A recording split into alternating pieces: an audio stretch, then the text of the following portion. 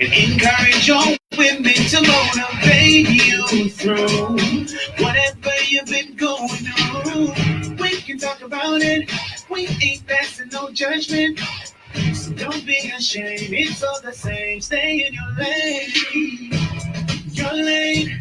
It's whatever your real life looks like. Stay in your lane. Come off the dog and don't be ashamed. Your lane. Let's have a conversation on what we face every day. Tune into your lane talk show. It makes us feel good just to know we're not alone. No more will we feel isolated and cast aside. I want you to come out the dark. Just don't be afraid of your heart. So don't be ashamed. It's all the same. Stay in your lane. Your lane. It's whatever your real life looks like. Stay in your lane. Come out the dark and don't be ashamed. Your lane. Let's have a conversation on what we face every day. So I like talk show with Coach Trish Hannah.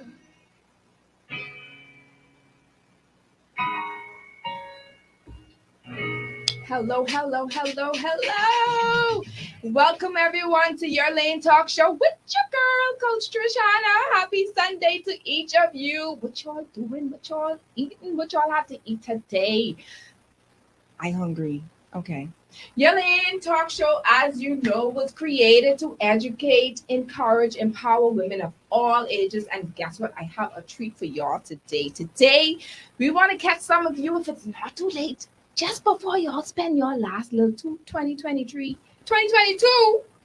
how can I put this? Your last little, no, I can't say little.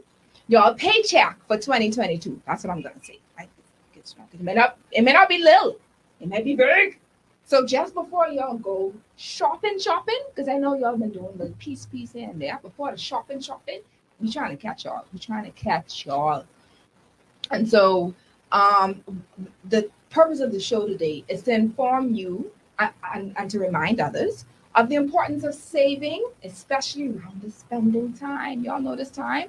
According to, I think it was Deloitte's study. Yeah, it was a study from Deloitte. In 2021, the overall holiday spending reached a record of $889 billion.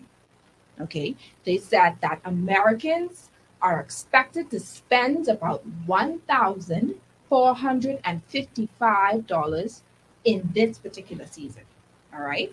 And that's around the same as last year's average, which is $1,463 per person. So I don't know how much y'all spend so far.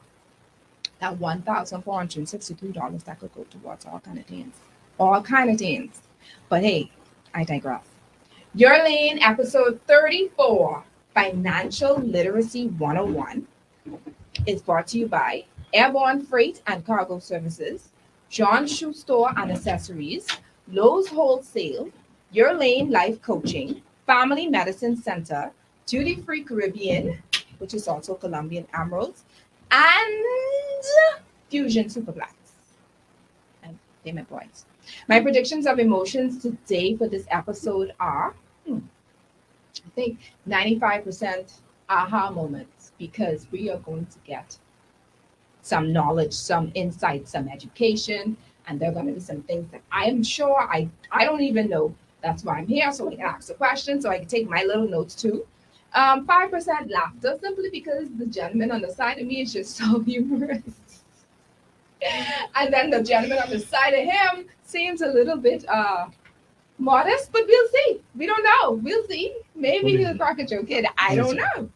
And 0% teardrops. I don't think anybody crying today. I don't think anyone's crying today because, unless of course you're crying because you spent all that money down to I ain't gonna say it. You can view Your Lane Talk Show on Facebook on Your Lane Life Coaching's page or Star 106 FM's Facebook page, or you can listen to us on channel 976 on cable. You can view the past shows on YouTube. Just look up Coach Trish Hannah. And this, obviously, we know this is season 2 Be Jolly, fa la la la la. I need y'all to be jolly and fa la la. Press the subscribe button, please, and like it. Let's make it happen. I'm inviting my audience to feel free to ask questions on the Facebook link, and we will see if we can read through them and answer them as if time permits and allows. Johnson and Johnson extends happy holidays from their family to yours. Be safe, enjoy, and they want you to know that they appreciate your patronage throughout the year. Johnson and Johnson brought to you by Lowe's Wholesale. I'm going to get straight into it because I really need to know what I am actually up against for December 2022 before I spend my couple dollars the Lord bless me with. Just before then, I know that these men are going to come here and convict me so I can keep my little $2 in my pocket. But we'll see. And we're going to start to my left. And he knows why I'm laughing. There are two types of poitiers, right? See, we already had this conversation, but okay. But just for my sake, so he don't try to, one up me, I'm just going to call him Alfred Poitier. Now, there are others that would say Poitier, and I have a few Poitiers who says Poitier. So I'll say Poitier. Thank you. So let's go, sir. Tell us a little bit about yourself. My name is Alfred Poitier. My name is Alfred Poitier. I am a Bahamian, a proud father. I've been in the financial services industry for about 3 decades, about 30 years from I graduated from college. I have worked at the major banks, and now I am employed at a credit union, Bahamian owned, Bahamian operated, Bahamian grown. And the credit union I work at is National Workers Cooperative Credit Union Limited. It was started in 1976 with a handful of people that worked in the hotel industry. They started saving $5 a week, and it has grown from that to a $70 million asset-based financial institution. And proud. Bahamian owned, Bahamian grown. Okay. All right. And then we have with us. Dino Cartwright. Hey. Yeah. Yeah, I'm here. Sorry, kind of sleepy, but I'm here. Okay. All right. So let's see, where do I go? Okay. Served 15 years in the financial services industry in both the commercial banking and the regulatory space. So that's where I met Mr. Poitier during those not so, I guess, those kind of hard times when regulators come in. Yeah. So now we on good terms.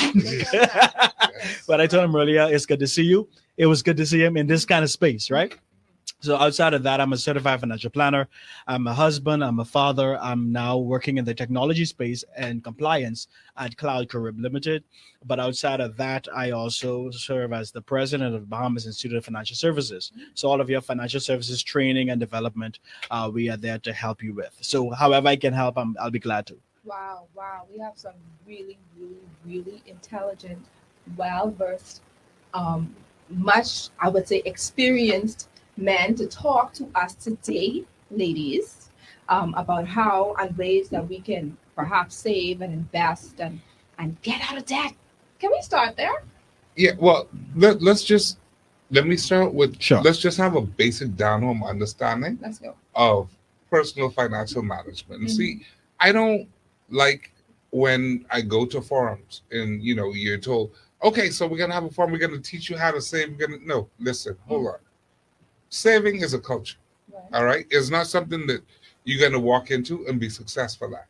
Mm-hmm. The most successful people when it comes to savings, actually, they learn it from childhood. And that's the mistake that we make today. Let me just lay this on the table. 2 generations, 3 generations ago, your great-grandparents, your grandparents did not have the level of education that we had. But they were more in tune financially or more financially literate than we are today with the college and university education. Okay, break that down, Alfred. Please, because yes, please, go ahead. So your grandparents, your great-grandparents, they made less than $100 a week at a time. Correct. Right? They were able to, they came from the island and initially settled in areas like Camp Road, Bayantown, wherever, right? They took that $50 to $100 that they made a week, and they were able to save, send you or your parents to college, They were able to purchase a piece of property, the Carmichael Road, Seabreeze, out east, build a house, and then move you out of the Camp Road, the Baintown, the Angliston, and put you out in Seabreeze or wherever they built the house, right? Most of them had a 3rd grade to 6th grade education, right? But they did that. We have people who have graduated from university, people who are making 6-figure salaries, right? But are not able to accomplish financially what those individuals did. And it's simple. Priority, culture. Back then, the culture was get some land, put a roof over your head, so on and so forth. Today, the culture is bling, show off. I am so and so. I've been to college. I got to show up nice. So, I paying for the weave, the MAC makeup, I got the nice car, all that stuff that really and truly does not enhance your personal wealth. And quite frankly, I don't know how much mentally it helps. Here's the thing. People talk about financial wellness, and we look at the image of a person. Oh, he drives a brand new car. He drives this really whatever. He's well dressed. His suits are Armani. Do you realize that financially speaking, you can live behind the gates of Lyford Key or wherever. You can drive the most exquisite car you could possibly imagine. But you can be financially destitute. Yes. So, for the intents and purposes of this show today, I want to define poverty. Poverty is not the picture that you watch on TV 3-4 o'clock in the morning, where you have some malnourished kids, with the bloated stomachs and the real skinny legs and stuff. That's not poverty. All right. Poverty occurs, financially speaking, when your income is exceeded by your expenses. So if your bills are more than you make, you're in poverty. Financially speaking, you are in poverty. You can't compare yourself to those pictures of people, quote unquote, and the caption, help get rid of poverty. No. They don't have no bills, nor do they have expenses. So they neutral. But you making $10,000 a month, but your bills is $15,000 a month, you have a problem. Every month you got to borrow to subsidize. Wow. We're going to stop you there, because as you talk, you take the whole show. Mr. Budget, take the whole show. And I love it. All right? I love it. You could carry this by yourself. But I want to find out from you. Let's ask Mr. Cartwright. How can people get out of that? How is that even possible? Let me. I know you're ready. No. Of course, well, people can get out of debt. Like Mr. Poeta said, it has to be a mindset. It has to be determination. Now, a number of persons are looking at getting out of debt as the first thing, and they get out of debt. But I find that they take all of their cash reserves to get out of debt. Then they'll find themselves in debt again in 3 to 6 months. I think the conversation needs to be had not only to get out of debt, but at the same time, you manage how you're going to increase your income, how you're going to find either not spare money, but extra money that's just lying around your house, selling something, getting something, quick cash. Because at the end of the day, as Mr. Poiter would have said, what they taught us in CFP classes, financial planner classes, are no longer relevant today. That whole save little 10% here, do this, it's not really viable in this culture and in this economy where inflation is ever increasing and salaries are remaining the same. So what I advise persons to do is you continue to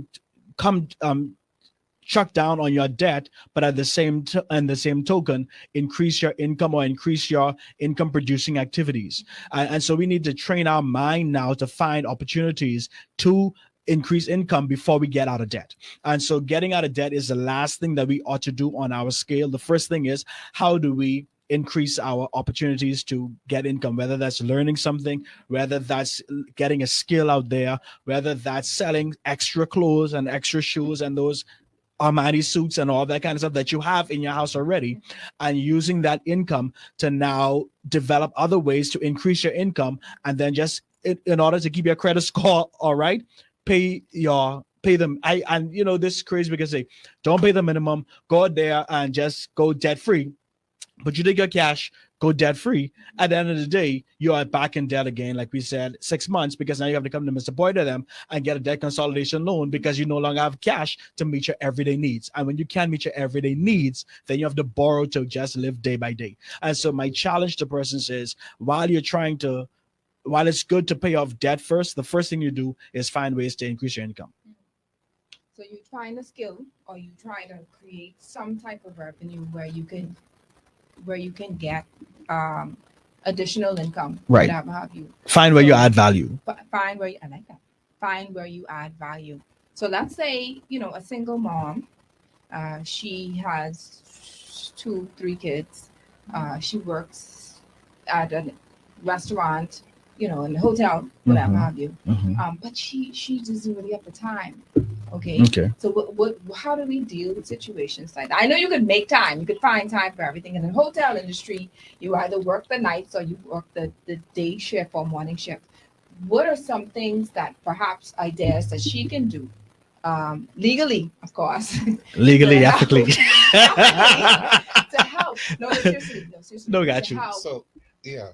So here's the thing, right? And I'm glad you mentioned the hotel, the number one industry. I mean, tourism is all intertwined.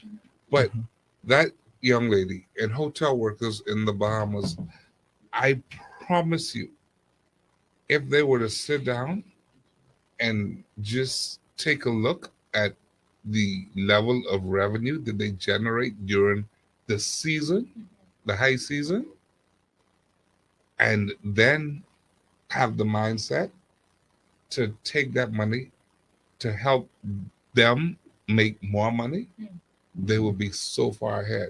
Hoteliers, of course, they have slow periods, and they complain during the slow periods, oh, I don't have no money, but they don't take into consideration that they make huge amounts of money. You have pool attendants who make $75,000 a year, all right? But when the season is slow, they don't have 2 pennies to rub together.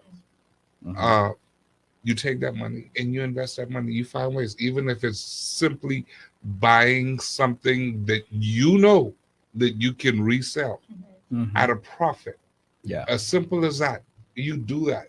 Because you have the money doesn't mean you have to go buy the new iPhone. Yeah. It doesn't mean you have to go buy stuff that depreciate in value. When you spend your money, 9 times out of 10, you should be looking for a return on your investment. Let's be real. If you're married and you take your wife out, fellas, you expect at some point your wife is going to reward you. Right. That's the same way that you should look at spending your money. Look to be rewarded with spending your money. You don't throw it away. I had a good time. Well, okay. As soon as you go sleep, that good time gone. And adding to that, we go back to a conversation we had off the mic about pooling resources using the ASUS, because the hoteliers, they maximize. Sorry, you tell me I was sleeping, so when you wake up and then I start, right? So the thing is, with we must understand too the power of community. When we came into COVID, that's what it taught us really about how when everything else is shut down, you know how to pool resources. So you pool resources with your co-worker, your colleagues who you trust, and who you know you can find. And if you don't pool resources with ASUS, pool resources with bulk shopping, because what happens is we miss out the opportunities we have with taking a portion of your salary that is already low, and you multiply that by 5 or 10 persons within your department. Someone goes away, they bring back on the barge the groceries by the bulk, you split it up, and then now it causes your money to stretch further. One of the ways that we become wealthy is through creativity. It's about learning to do more with less. And when you have less, you learn how to be creative, because when you've only got $4 in your pocket that lasts you until payday, you all of a sudden start buying instead of going to McDonald's, you go to the food store and get You understand, or at least get 3 pounds of meat, so at least it'll spread over 2 or 3 days. Yeah. So what happens is when it's all about a mindset, and when your mind is now thinking toward increasing income, you all of a sudden see opportunities. And I find that a number of persons who are in poverty and not coming out is because they need a mindset shift, and they need to now look for opportunities, as opposed to always saying, well, I don't have it, so I might as well spend it. Right. How can I take this, pool it with other persons in that hotel industry, so that this can stretch further? I love that. I love that. I love that. And if you want to do any form of shopping and you want to bring your packages over, you can use Airborne Freight and Cargo Services to bring your items over What for a plug. you. Of Perfect. course, they Love it. sponsor the show. Absolutely. All right, Absolutely. no, but seriously, let's talk about ASU. Now, there are pros and cons. And just before we started the show, Mr. Poitier actually was explaining to us, the historical implications or information about where it came The from. history of and where it ASUS came. in the Bahamas is a bit different from what it originally started with. Yeah. But ASU has been around forever and ever and ever. And I think I read somewhere where it started back in Africa. Ooh. But in the Bahamas, ASUS back in the day was how people purchase assets. Mhm. Of course. All right. They use it for the down payment on their property, or in some cases to buy their property. Mhm. And then they used it to build their homes, right? Today we go in ASUS for frivolous reasons, to go on vacation, to buy an iPhone. If we buy an asset, it's a depreciating asset as opposed to an appreciating asset. Mhm. ASUS are fine.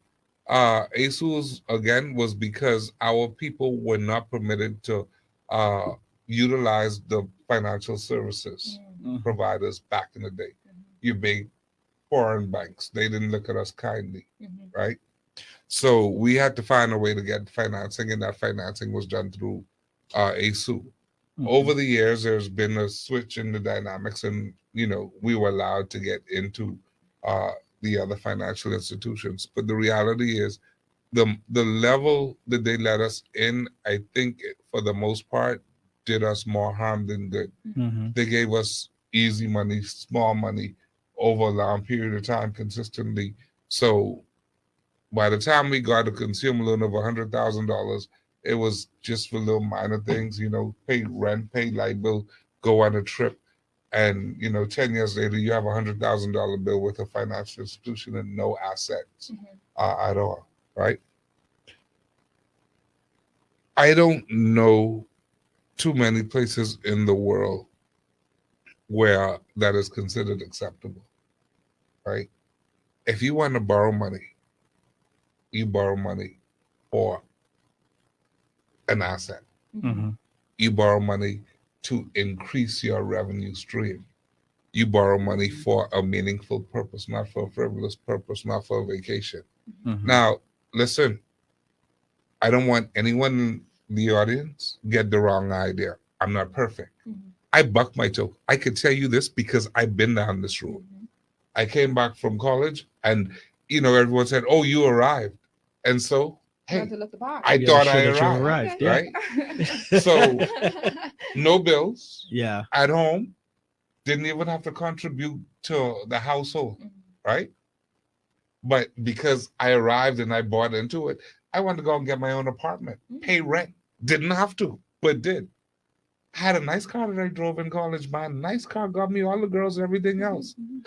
But I got back home and that was an old car, I don't look the part. I'm a banker now. Mhm. So Yeah. bought a later model, put myself in debt. Dumbness, right? So I'm talking to you from experience. If you are going to borrow money, make sure it is for a worthwhile purpose. And listen, don't let people run you up on breaks. We have a tendency to not understand finances. Mhm. And I don't think it's because we weren't told about finances. I think it's because of our culture. Yeah. And it is simply this. If the old people used to tell you, if you make $1, save 50 cents, Mhm. right?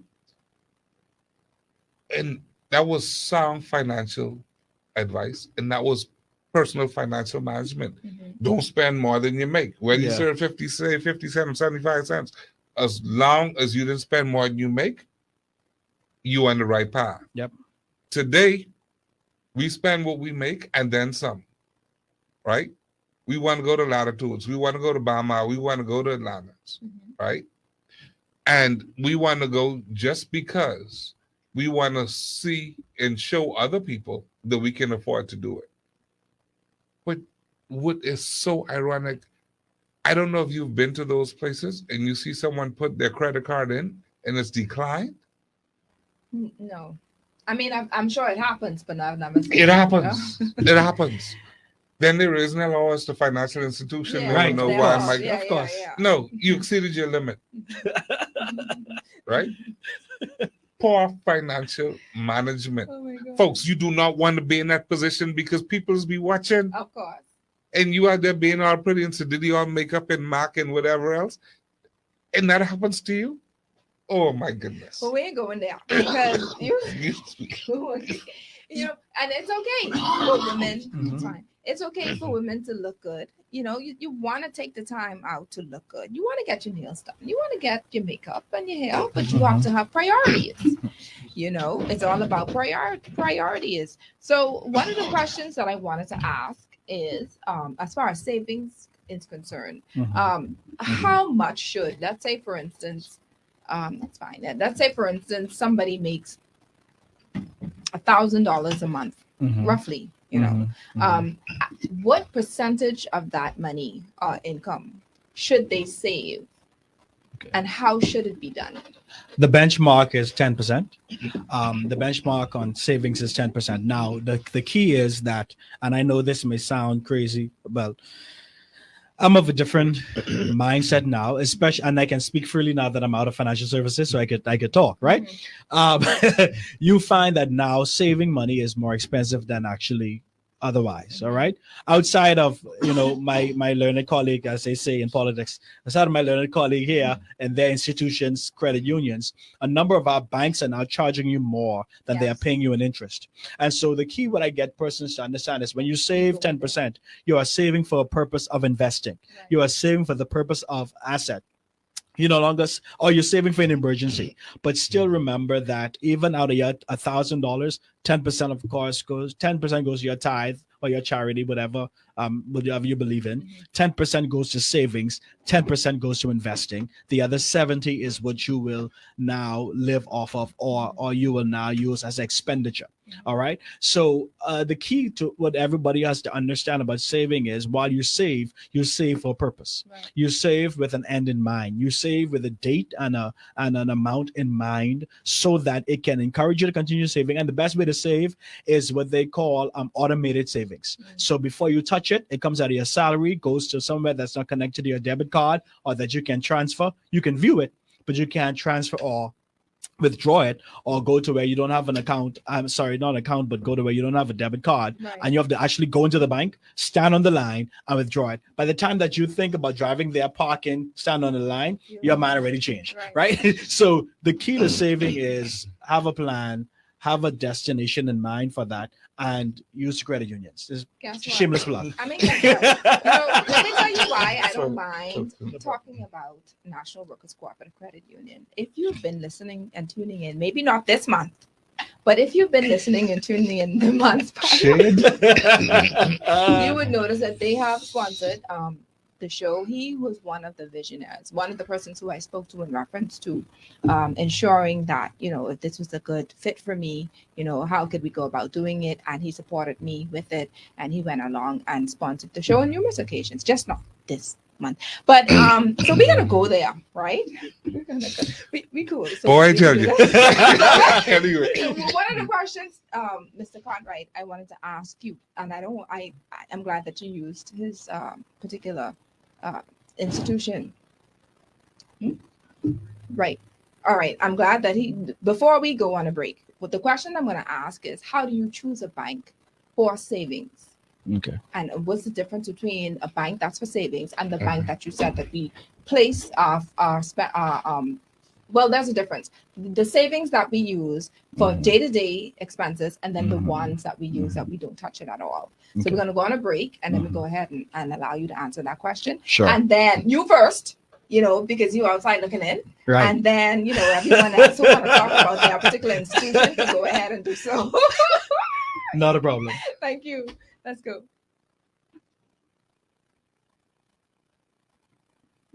To my Facebook audience, thank you so much for tuning in.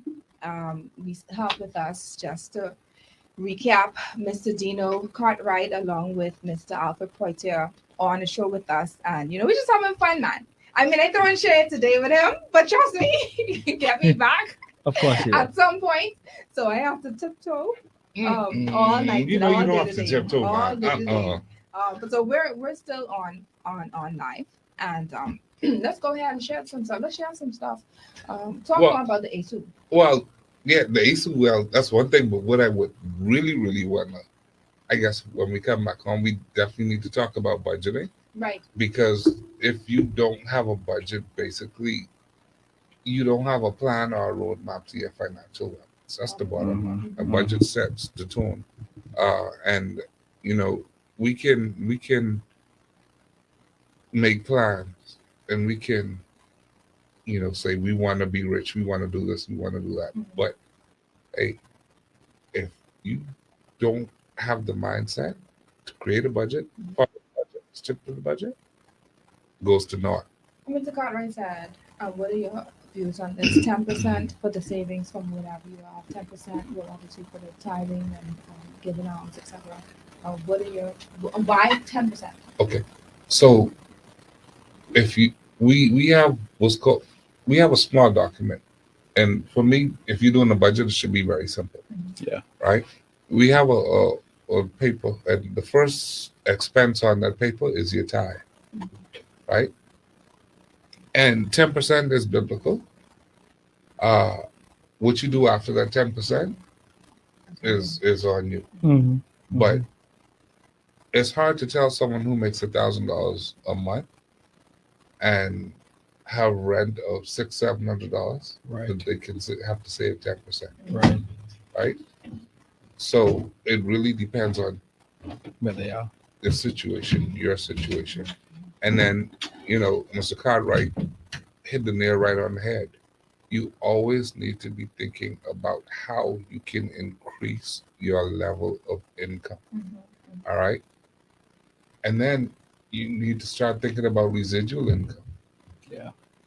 What happens when you're unable to work? Right. And I know people think it's a joke or it's just some big,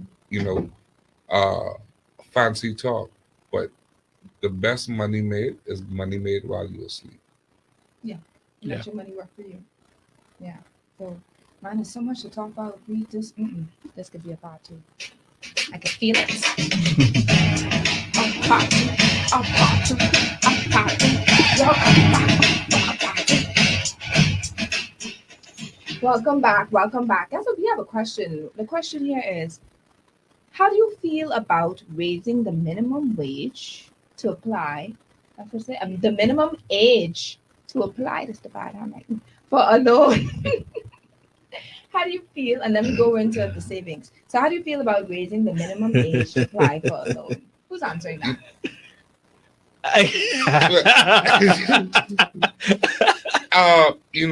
Again, I wouldn't, under law, 18 years old, you can work, okay? Depending on where you're at, 16 years old, you can open an account on your own. Yeah. And of course, they have the junior accounts that it's open through the parent or the guardian, right? I really won't say or put a limit on what age someone's allowed to get a loan. What I would say, though, is it is important that we start the process of making our children financially responsible from as soon as they have sense, or so as soon as they can recognize what's going on in their surroundings. That's more important than anything else. I would also hasten to say that it's difficult to teach someone to do something that you can do. So for a lot of us parents, we missed the boat, and we already put our bad financial or lack of financial management skills. We have already instilled those in our children, and it's hard to reteach. My thing is, it's time to get a budget. Yeah. If you don't have a budget, get a budget. Yeah. A budget is your roadmap to your financial future. I mean, would you go to a country, a place you never been, rent a car, and you leave the airport and you're gonna go to your hotel, but you don't get directions, you don't get a map or a GPS to get you to the hotel? I mean, if you can do that, then why are you the greatest, right? Yep. Well, I hear people all the time, especially children, talking about, "Oh, I'll be rich when I grow up." Okay, so I ask the question, how you can get that way? I don't know. Well, okay. If you don't know, you probably won't get there. You have to have a plan, A plan. right? So back to the age, you start teaching your kids from an early age the plan on how to make money. And as they start from that early age, you'll find you probably have the next Bezos or Elon Musk coming out of your household. But it's what you put into them, you know? I love that because I want to talk about budgeting. I want to touch that a little bit, but before we went on the break, we were asking about which financial institution. I don't know if we're going to call names, but how do we determine which financial institution to use for savings and which to keep, just in case of emergencies or retirement, etc. But my first advice is you don't save where you have a loan. That's my first piece of advice, because your loan contract says when you run short of your loan, that comes out of your savings and that go in there, right? That's the first thing. The second thing is because we have an asset building mindset, because you're not getting anything on your savings account anyway, you might as well let it worth your while and leverage it. So you save where you are planning to get a mortgage, or so that this can be your track record for the bank. Or if you are looking to get into business, wherever you are planning to have your business account, you would save according to this, because your saving record is now a part of your credit score, which is a part of your information that you give to the bank, so that you can now become a better consumer or a better person to borrow from the bank. So since you're not getting anything from them otherwise, you might as well use it to build your credit history. So I would say that's where you would choose to bank. There's a particular bank that calls me at least twice a month to ask if I want to get a loan with them, right? I mean, to the point where I go to the ATM and the question is right there, and they ask, do you want to blah, blah, blah. I mean, why do they pursue? I thought it was always the other way around, where you go when you pursue and you run after them, whatever have you. Why are they coming to the consumers? I know the answer, but when they come, of course they have to make their budget, but the next thing is when they see your savings habits, they're coming after you because you are a customer, a client who they can more or less trust to build that money back, or to pay them back on a consistent basis, because they see the level of money that you're saving, or your habits. Because sometimes it isn't even the amount you're saving, it's actually the habit that they see you saving on a consistent basis. Now, what you do when they do that is that, one, you look for, if you want to get the loan, use it for asset building purposes if you want to. But if another reason, if you want to get that loan, there's now time to negotiate. Right. Because like I teach a class at BIFS where we teach about financial planning and all that, and I said, listen, not everybody walking into the door of a bank or a credit union or an institution pay the same rate. They don't pay the same rate because your rate is based on the risk level that you pose to the bank, or to the institution. So when you come in there and you are considered high risk, you either pay a higher down payment, you pay a higher interest, or you have a longer term. If you come there, excellent client or excellent customer, and you have an excellent credit score, you can now negotiate what your rate will be or what your down payment will be. So not everybody is equal when you come into the bank, but it's all based on your habits. It's all based on what you would have saved, and it's all based on how they see you in a risk level. So let's talk about credit unions. I was like, who in the room is going to talk? who is going to talk about it? Go ahead. Why should we? I don't know. Okay, so credit unions are local institutions. All credit unions are domiciled in the Bahamas. All credit unions are owned by Bahamians, the people that utilize the services of the credit. All right. With that said, then you actually, if you are a member of that credit union, you're a part owner, you are able at your annual general meeting to chart the direction in which you want that credit union to go. You are able to say what service you want them to offer.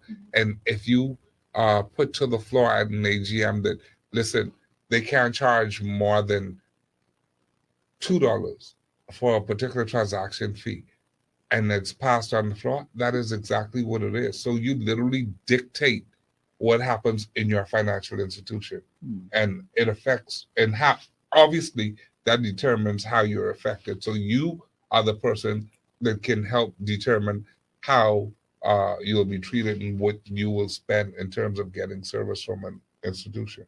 The bank, hey, you're a number man. You know, if you have good credit, we'll negotiate a rate with you, but you still, you know, I pay them fees. yeah. And And they're gonna, And another thing for persons who may not know, credit unions are now regulated by the central bank. So the same kind of parameters that the regular banks or the other commercial banks have to follow, you can rest assured that your funds are secured by them as well.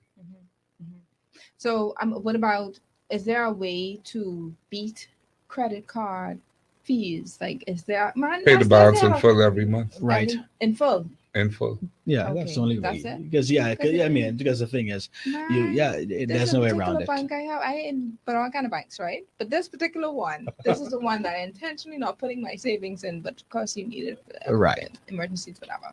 And when I look on the I look through the online banking, man, 25 cents for this, this for that. If you blink at the bank too long, they can charge you $5. I'm like, what you doing? $5 looking fee. What are you doing? So, look, banking the way we know it, this generation knows it, is eventually going to be a thing of the past. It's all right. discouraging. Banks charge those fees for you to come in and do withdrawals, etc., because they don't want you to come and do withdrawals. They want to be able to conduct or carry out your requests or your transactions electronically. Correct. It doesn't cost them to do that the way it costs them to pay a teller, pay security, to pay rent or maintain a building, right? So the world is moving towards electronic banking completely, a cashless society. You know, our central bank with the sand dollar, you know, folks, that's the writing on the wall. I think this is That's the way to one go. of those situations where the Bahamas may be ahead of the curve with an actual fiat digital currency. Yeah. And please don't mix the sand dollar up with FTX. Okay, because It we ain't was the going same. there. I'm sorry, I was itching. No, don't I was itching. I was itching. don't mix that. I up. need Two to different know, things. how do we determine who to invest in and what to invest in and what is going to be, you know, legit from what is not? And 'cause Old people used to tell you, if it sounds too good to be true, then dying See? enough for me, man. their old advice still sage today. Listen, FTX is a very, very I don't want to say complicated topic, but it's a topic that is just, to me, too much assumptions and too much personal feelings and personal opinions Right. as to what really occurred. Okay. You know, some people say, oh, the current government brought them here and caused this. And that's not true. The previous government started this negotiation, right? One And second, it let me was cut you not off. a bad. Oh, No. We don't talk any politics or whatever. no, I know this you're ain't not, but I'm politics. just- But just, Yeah. this, let's, Oh. the question I want to ask is this then. How do we determine, moving forward as Bahamians, how or what to invest in versus what not to Okay, invest no, see, this is what I was going to say. And based on what was presented, it was a good thing. in? So it started off good. Yeah, Okay. listen, cryptocurrency, again, this is the way of the future. All right. FTX, regardless of the shock and all the talk around the world, cryptocurrency is not going anywhere. Right. All right. When it first came to the Bahamas, you know, my personal opinion is we did our due diligence. My personal opinion is we have the legislation in place to protect Bahamians and foreigners in the cryptocurrency space Mhm. in our jurisdiction. Mhm. I'll say this. If you go back and you look at the United States in terms of legislation with regards to cryptocurrency, they have none. The reason why the gentleman was charged with wire fraud Mhm.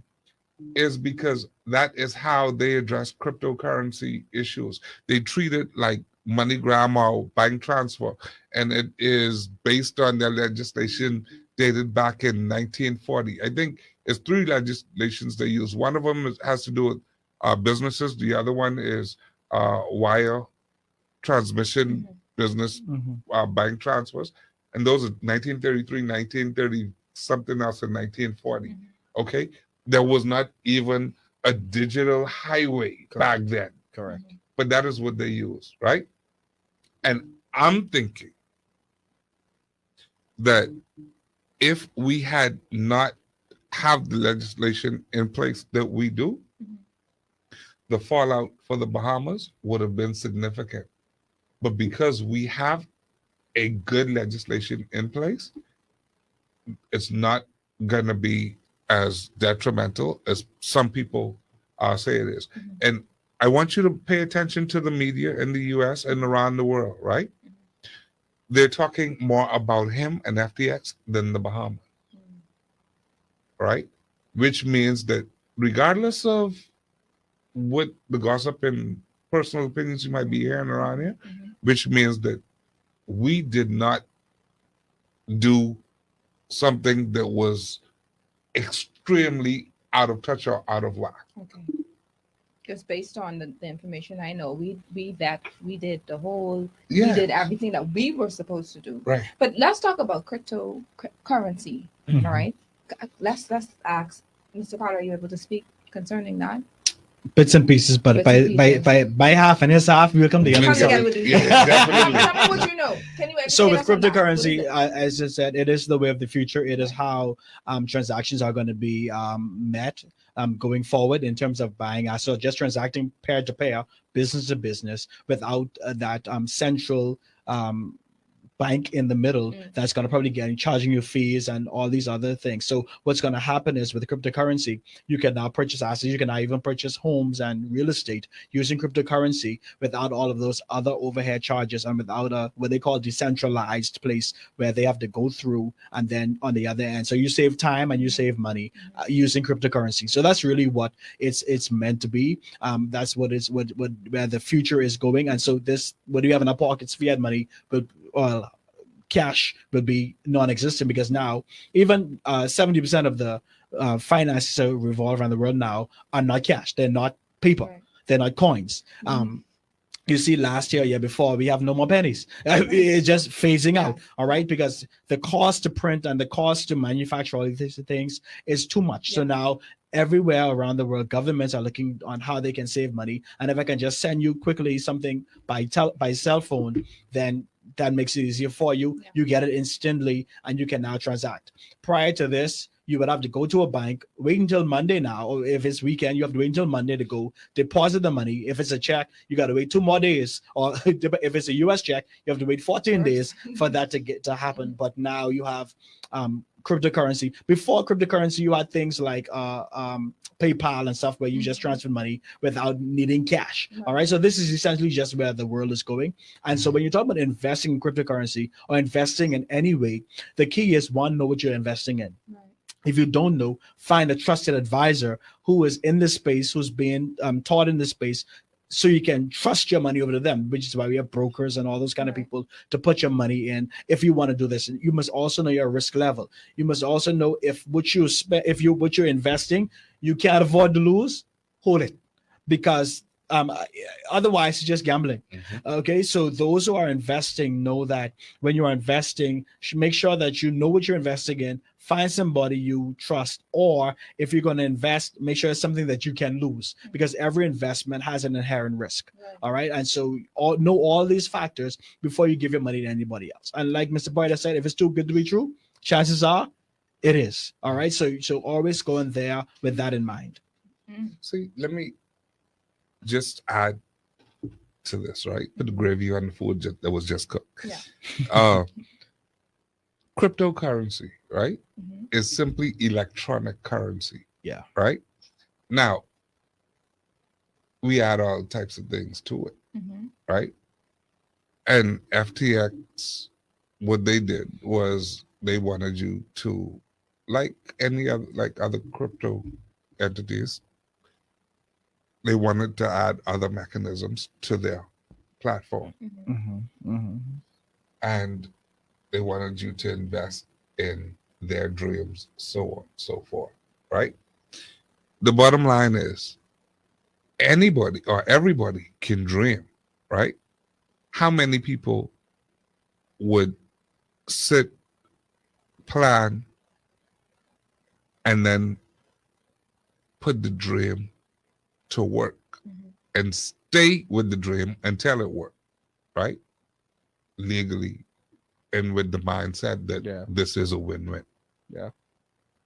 I can't comment on the FTX CEO or former CEO because I don't know him. Mm-hmm. But based on the information that came out in the legal filings, there were some dubious things that were done with the money, Right. right? So, you know how the banks want to know your customer? Mm-hmm. The customer should know your bank as well. Right. So if you're dealing with the cryptocurrency agency or exchange, you need to make sure that you're dealing with someone that's reputable, someone with a track record. Dealing in cryptocurrency is no different than dealing on Wall Street, the stock market, the stock exchange. It's just a different mechanism. Cryptocurrency basically will, in the future, completely be the vehicle for your Wall Street and your Royal Bank account, whatever. All right. Yeah. As a matter of fact, again, like I said earlier, I think this is one of the areas where the Bahamas is probably at the cutting edge or on the cutting edge of this crypto movement because we were the first to have the sand dollar, which is an actual fiat currency exchange platform, right? Other countries, private individuals have those. In this country, our central bank has one, right? And that's a huge deal. We don't talk about it, but guess what? That's as safe as the paper dollar in your pocket, right? Yes, it is. And I also want to say this. In 2024, Central Bank made the announcement that the checks will be taken out of the system. You won't be able to write a check anymore, right? So let me ask you a question. How much longer do you think it will be before cash is taken out of the system? Because we have the infrastructure where you don't need cash anymore. Correct. And even with Mr. Poit is saying, for those who are part of your audience who are not quite sure about this digital currency, this sand dollar, really, and it came at the right time. I don't know if they probably had foresight, or they probably had conversations where they knew it was where the commercial banks were heading. But you know that in our family islands, particularly, there are a number of commercial banks that are moving their branches, moving their ATMs out of place, but there still needs to be transactions going on. Right. So with a number of our population being unbanked, meaning they don't have a bank account or they don't have access to getting a bank account, they can still do transactions using this sand dollar, so that if they can't go to the bank and get $20 out of the ATM, they can actually trade $20 from their phone to another phone. So where you don't have banks on islands, almost everybody has a phone. So it's a learning curve, particularly for those who are not aware on how to do, or who may not like banking, to understand that this is the way we're going. And so it's best that you learn about it now, because this is where we're heading. I know as a culture, we like to go stand on the bank line, and that's our chore.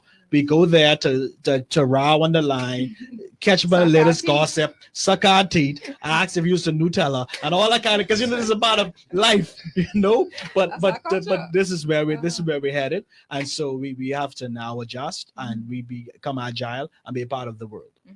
Okay, I love that. And once again, how can someone in the Bahamas invest in crypto? I honestly don't know. So there are a lot of Bahamians who invested in crypto, and a lot of them done it in a manner that may be considered illegal because it involved foreign currency and if you're doing a a transaction that requires foreign exchange, Yeah. it should be done through Exchange control. exchange control, Mhm. right? But what really got me in conversations with many people was that they come and they tell you, "So I invested in crypto and this and that, and man, I make so much money." So my question is, okay, so how do you withdraw? Oh, uh, huh? What you mean? Well, do you have a debit card?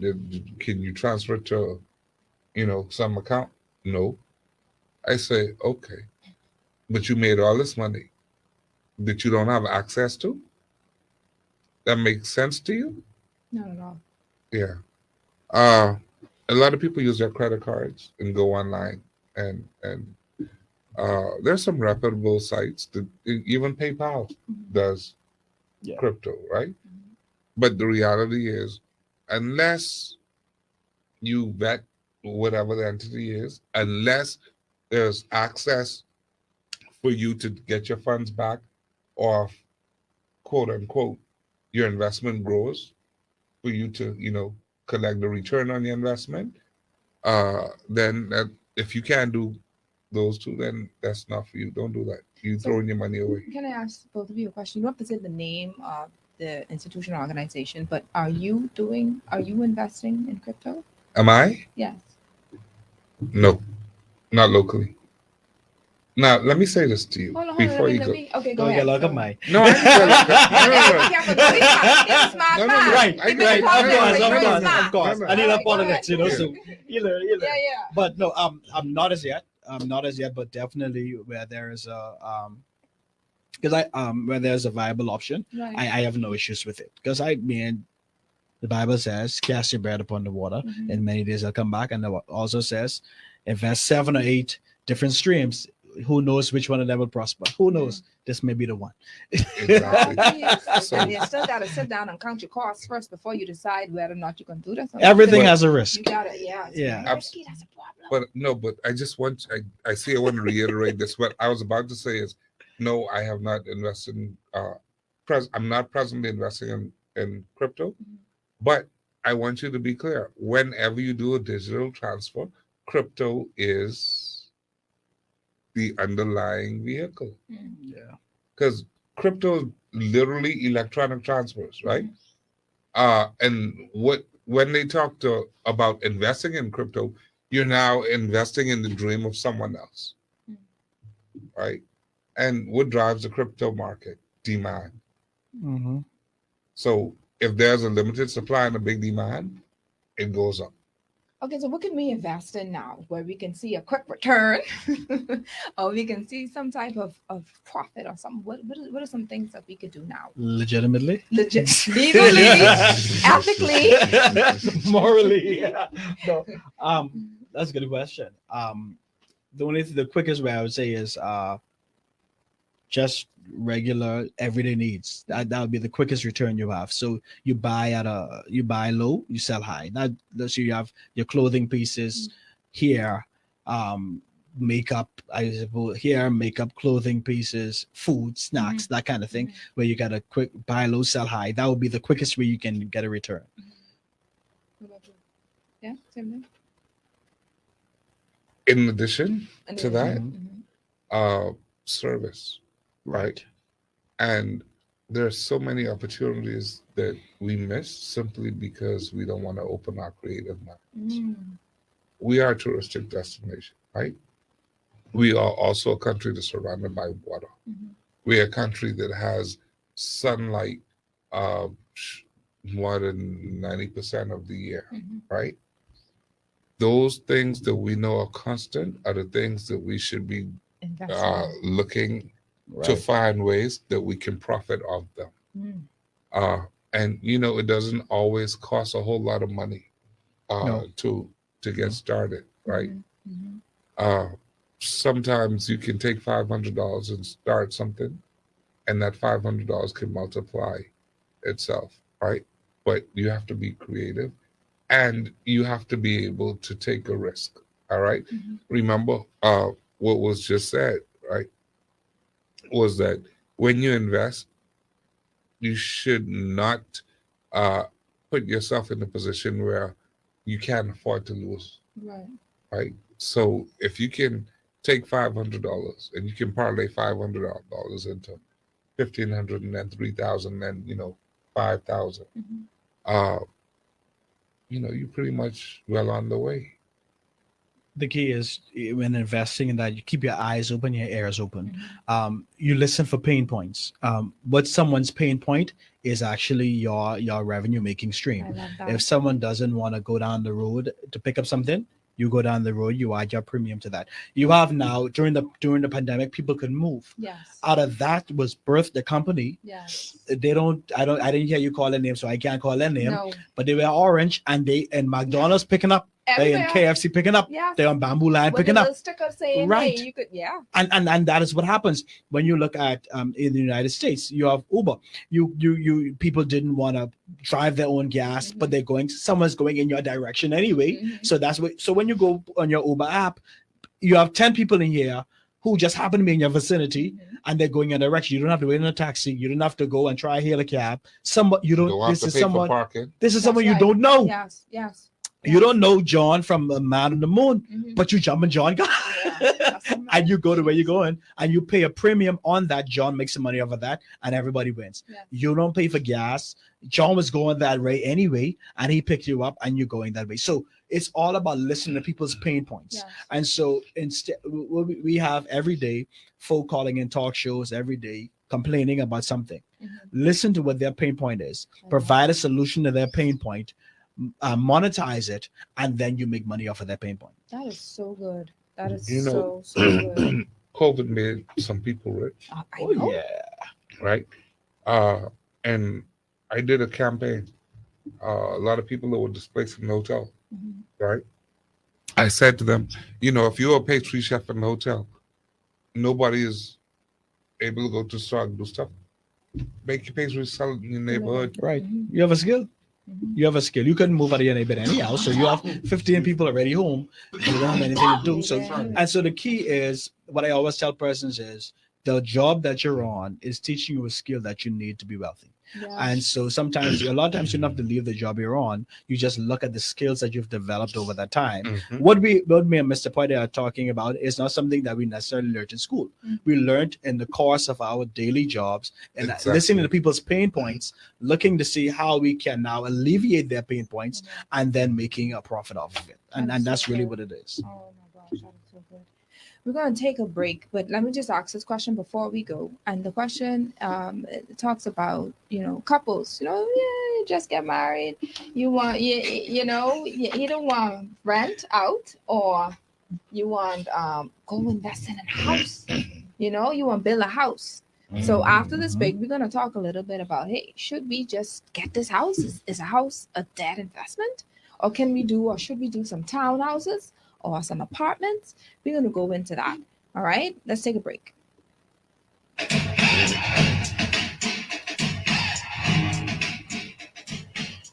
You have 45 minutes gone.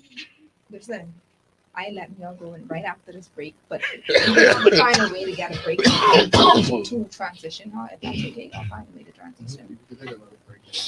Okay, good. So we're back. We're still on Facebook. Yeah, we're still on Facebook. And anything else? Oh, I'm sure we probably don't know, right? I mean, on there. You talking about Y'all started mortgages for yeah? it? Do you want some we, water? we about yeah, well, that's okay. You I good? can make it. Okay. That's what I need, but I can make it. No, let me Uh, water. no, for you. that's okay. Okay, good. We're about to. Okay. We're about to start early Jan What? For current mortgages. mortgages. Oh, Listen, COVID put a hurt in my. Good. Not good, but Uh, anything I you mean, want to share? That Hilton. you still like? especially out of that. Hilton closure, Atlantis layoff, Malia closure, Club Med was closed. Can you get some water for him? Yeah. Yes, thank you. All that stuff. Yeah, those people were displaced. yes. Yeah. Yes. So we gotta build. Really with the same group or y'all expanded it? It's about diversity. Good We've been expanding. So we can talk. Yeah. But the thing about this, Let's get our friends in our place. Ah, You don't want to just target because it's not only for hoteliers, right? no, we wide So- open, everybody. Right. So we have to find ways to cost you to sponsor the show so that you can have more persons. Listening to know the various Here we go services again. See? that you have to render. You know. No, but this is Y'all know y'all got something in your vets, right? I just said. Well, how come me and Mr. Cartwright ain't No, talking? I'm I very just asking. sensitive to. Oh yeah. Yeah. No, but seriously, let's talk about the Christmas savings that you still have that, right? Mhm. Let's talk about that. Let's Yeah. you can tell the audience about because they could have been using that money right now Yep. instead of go putting it in there too. And that's Shirley ain't come back with the money. See, Somebody you in the have to- police you have- station right now but- complaining, but Shirley. But Trish, too, the truth of the matter is that you have a lot of what COVID did was made a lot of people desperate. Right. They didn't have the savings prior to COVID, and right now, I'm talking with a lot of people. Even when talking about savings, they 50% brush you off because they are not in a space Yeah. to do that. That's why I tell people now find a way to make money before I even tell you to save, Yeah. pay off your debt, find a legit way to make some funds. Even if you have some stuff in your closet you can sell, just to have that first set of cash, do that, and then focus on savings because they really ain't got it. And and so right now what they're saying, if I can pay the bill, I might as well dress up to feel good. Yeah. So right now I've heard that. it's about feeling good. Yeah. See, the thing is, like we said earlier, it's culture. Yeah. All right. Our forefathers, our great grandparents and grandparents, they believed in saving, Yeah. right? But they made the mistake of giving us everything that we wanted, and we didn't have to work hard. They had to go in the field early or do whatever. But let me show you something too. When you talk about culture, and it isn't One for hundred. Oh, thank you. Oh, thank you. thank you so much. The key is even with that culture too, Mr. Poiter, is that they didn't even have extra money as much as they had on Saturday. Me and my boys come together, we laying bricks. Exactly. Mother in the kitchen cooking sauce, and four And of the us boys are there. we are there laying Exactly. bricks. Yeah. And when we finish your house, now next next house. we go to the next house. Culture. We don't have that anymore. Or cleaning the yard, doing the mowing the lawn. No, but I don't even mean No. the odd jobs. I'm Yeah, talking about that's how the houses were that's built. how houses Oh. were built. I didn't need We that didn't have to paid get a contractor. Right. I didn't have to pay all that because my boy, You have we people get that come 10 of to our the side. boys, Yeah. either be in the church together, in the lodge together, in something together, in the frat together, in what you call it, in Well, Kiwanis the together. lodge and the lodge and the bar. Yeah, you're right. Right.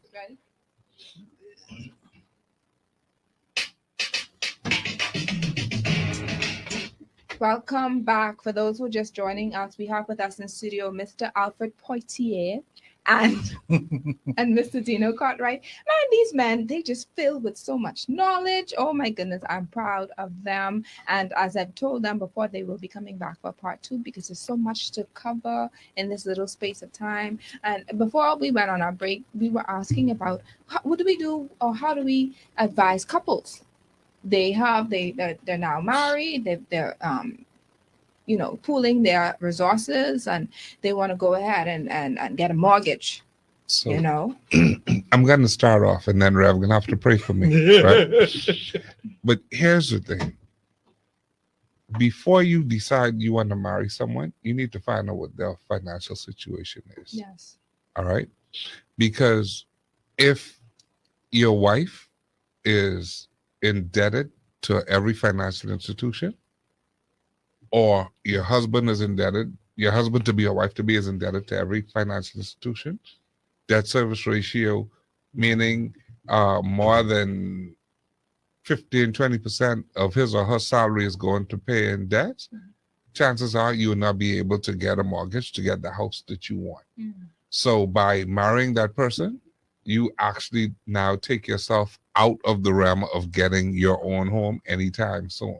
And let me also add too that but not only having all this debt on you, but signing on other people's debt that you forgot you have. Wow. So Mhm. just being a Guarantor. guarantor means that you don't pay that money back every month, but you're attached to that loan. And so Obligated. now that's part of your loan as well. That's part of Mhm. your debt as well. So yeah, no matter how fine your wife's supposed to be or how you think your husband is, the big man, if his money ain't right, you might not have a good life. That's something, because that could be a part of. I mean, I had a show talking about divorce. How did I get here? And we had a few women who marriage didn't last as long as 2 years, if that.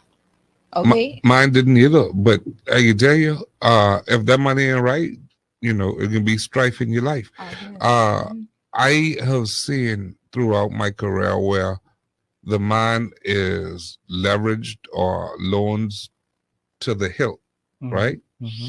The woman have no loans, but she dragging them in the bank to go buy a brand new car because her neighbor got a new car. Oh, gee. Mm-hmm. All right.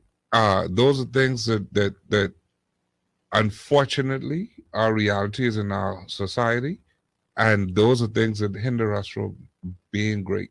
Yeah. Because we get caught up in frivolousness. Yeah. If you're gonna and the marriage, the wedding rather. well, Yeah. $30,000, $20,000 for a wedding is crazy. Crazy. But the bottom line, again, and we repeat this because this is very important. If you are going to borrow money, go borrow money to help you make money or borrow money for an asset that will eventually appreciate and help you make money. And when you're talking about mortgage, I want when you look at and this may be in other people's, this may be crazy for what people are thinking, but an asset isn't an asset until it's owned by you free and clear. Right. And even after it's owned by you free and clear, you have to consider maintenance fees. Yeah. So when it comes to building your first, I'm going to go with the old school. What do you call it? Old school advice. Get something that can make you money on the side as well, because once you understand with mortgages, mortgage has the same prefix as mortuary. Because it's a noose around your neck, Right. For the life of that mortgage. Mhm. So you have to find a way to either supplement that payment, or you have to find a way to pay that off quickly. Again, increasing your income, or whether that's increasing your income by working or increasing your income by having something on the side to make money to pay off that debt sooner than expected. And also, when you're getting a mortgage, always look at the fine print in your mortgage, because there are some institutions that tell you cannot pay a bulk of more than 10% per year. Yes. All right. There are also institutions that make you pay if you go to another institution to get a lower rate. Yeah.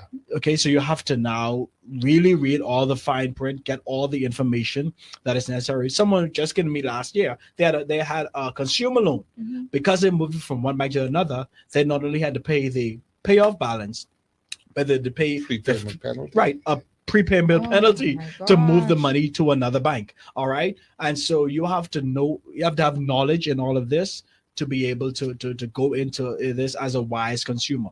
All right, so that's why you need shows like your show to get this free advice, and this is free. You catch me, Mr. Pointer, outside here, then you probably gotta Yeah. you understand. Of course.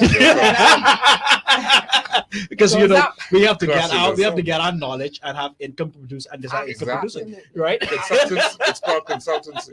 Absolutely. But in all honesty, and we have to understand that when you are as a couple coming together, find a way to get a house that you can live in. I know a lot of persons may want to get a big house because this is the kind of environment we're in. Yeah. But think about it. If you only plan to have one child, you're getting a 5-bedroom house. Pretty soon, the maintenance of that will kill you. Yes. All right. Beyond that, the insurance will kill you. The real estate taxes will kill you. The maintenance of the building kills you. After you've paid off the 30-year mortgage, now all your house, all your roofs are now 30 to 40 years. Mm-hmm. So after 30 years, you have to replace the whole roof. Mhm. And this doesn't count the painting that happens every year. This doesn't take into account the maintenance of the yard. You have Yeah. a pool, Lord Real help you. property tax. Real property tax every year. So you have to consider all of this when you're going into a mortgage, going into a home. It's good. It's good to have that asset in place, but always have in mind how you're going to sustain this. Mm. And then 30 years later, the children probably gone, I think I'm went away to college, probably ain't even coming back to the country. And you in this 5-bedroom house and you can't sell yeah, easily. Exactly. Because the thing is, it's easier to sell a 2 or 3-bedroom home than a 5-bedroom home for the value that you want to get for it. Wow. I've had a couple mortgages and I have not purchased a house as yet.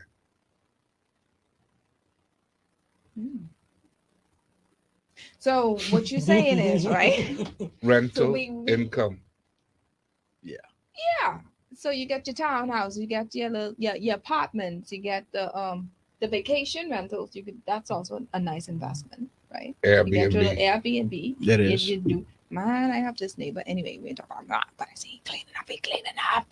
You know that this is something that I think I want to look Okay. into invest in. Again, this is one of those things like Uber.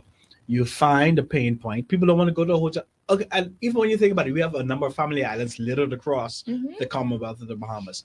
COVID has now changed the appetite for those who are coming in. They don't want to go in the hotels anymore. Mhm. Just put them in something on an island, give them a four-wheeler, or give them a little jeep, Mhm. put them somewhere in the bush, and they're They quite happy. fine Yeah. because that's the new consumer. Yeah. That's your new traveler. So all of these things you have to take into consideration. Sometimes as a couple, you may want to rent something that's comfortable and use some other money to put it into an Airbnb and let the Airbnb build your dream home. A lot of times for couples, your first home is not your dream home. Exactly. Yeah. So you build to that. You build to that by having your duplex, your triplex. And builders say there's really no difference between a triplex and a quad. In terms of cost. Yeah. So you really might as well go big or go home and just get your quad Get and let that build for you. income. Make Go money big. while you sleep. Or go home, make money while you sleep. What else can we do to make money while we sleep? We got a couple minutes, and we have another guest who's been so patiently waiting on us. Ah, Lord, but y'all have so much information, man. What else can we do? We definitely want to say that first and foremost, you have to put a budget together, man. And the budget is Oh, we don't very talk about simple. budget, eh? Let's go. It's very simple. A piece of paper and a pencil, all right? All of your income. Your income is anything coming in on a consistent basis. Mhm. So, folks, if you have rental income, What the- the money from your job, mhm.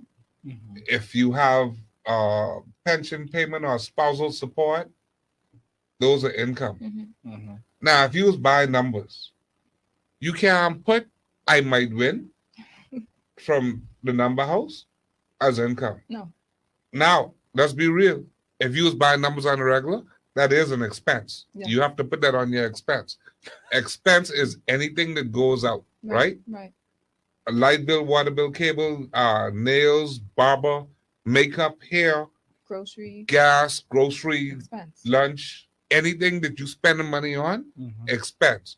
Buying numbers, expense. If you have a sweetheart, expense. You have to budget for it. If you don't budget for it, you laughing at dead serious. I serious too. Go ahead. If you don't budget for it, chances are you will not reach your financial destination. Mhm. And the financial destination is where you see yourself financially at the end of a particular period. Yeah. So you budget for a reason.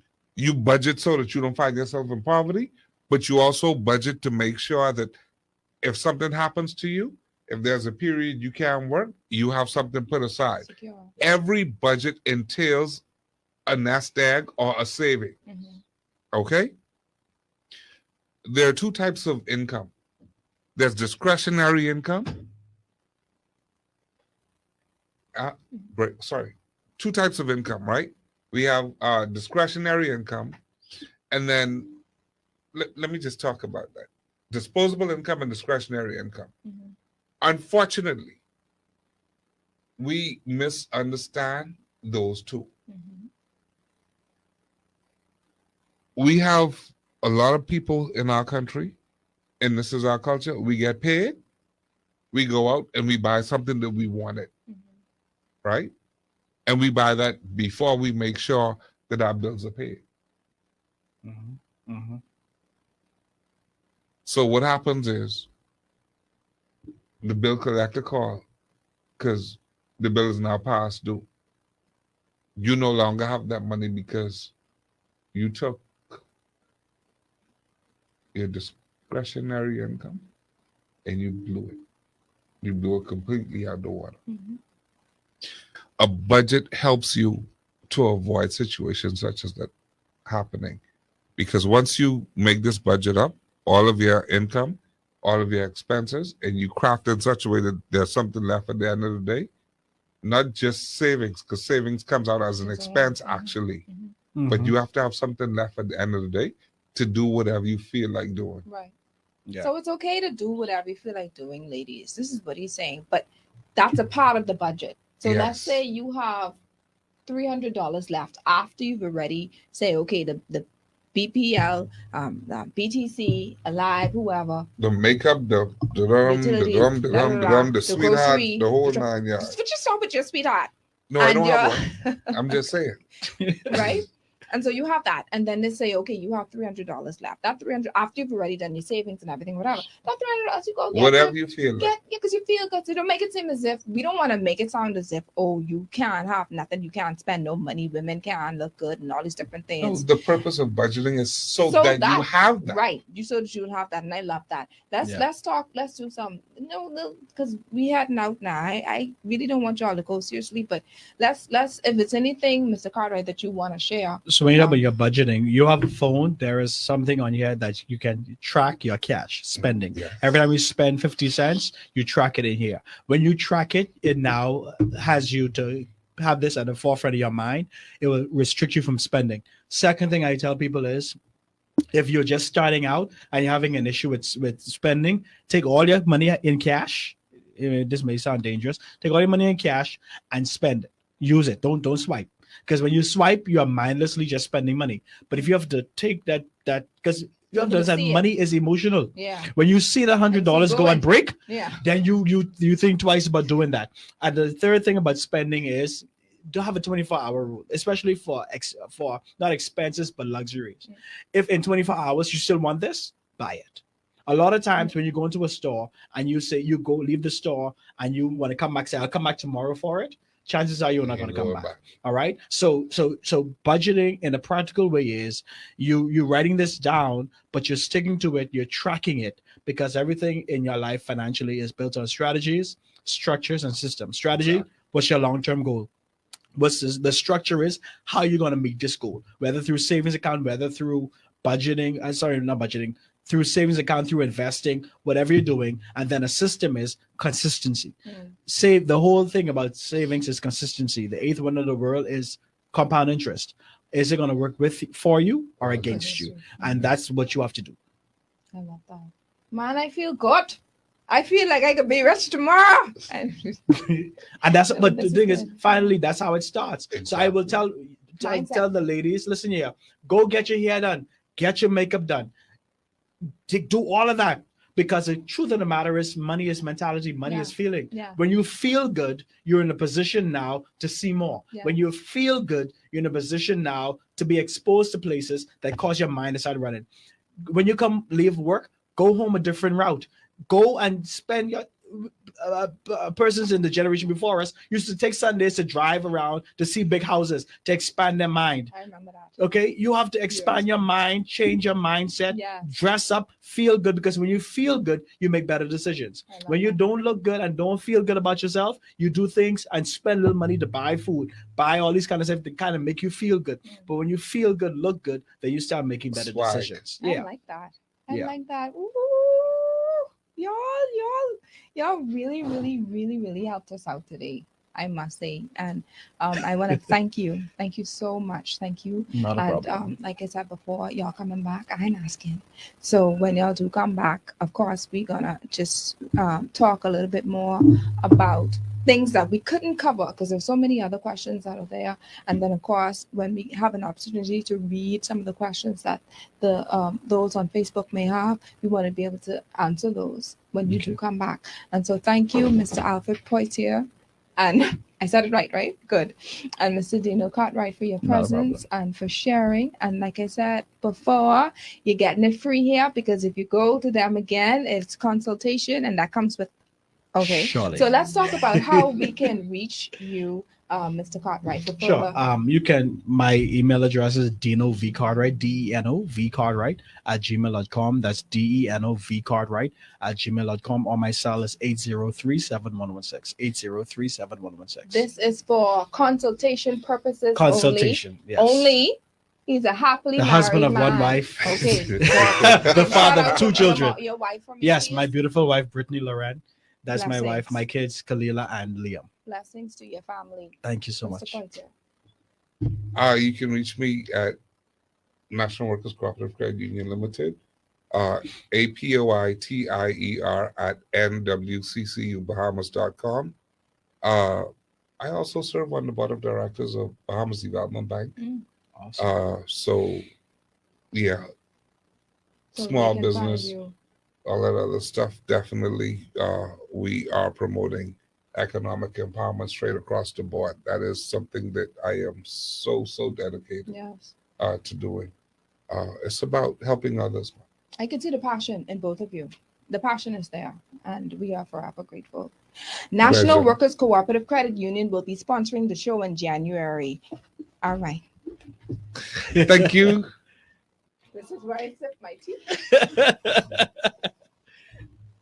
Coming up next, we will have Ms. Denisha Lewis. I can't wait. Oh, well, y'all, we're going to let you all go. But for those who are listening, will be able to hear her story. And she did exactly what you all were referring to with finding ways to make things work for her, using Awesome. whatever she have and allowing it to work. Awesome. Allowing herself to have income. She's a single mom and she's making what she has work for her. That is powerful. Awesome. I can't wait to have her on. She's right behind, just patiently waiting for us. I'm going to have her right after this break. Before y'all go, please.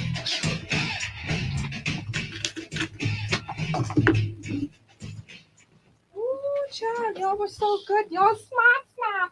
Thank you, Bob. Hey, the real comedian. Right. Thank you. Okay. Cool. I'm sure it's in the middle of like a star thing. Yeah. I'll rub it in the middle. Yeah.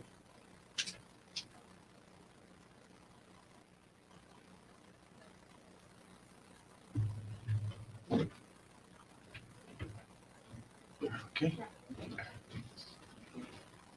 Okay, be careful, Mr. Cartwright. Please, me on TV.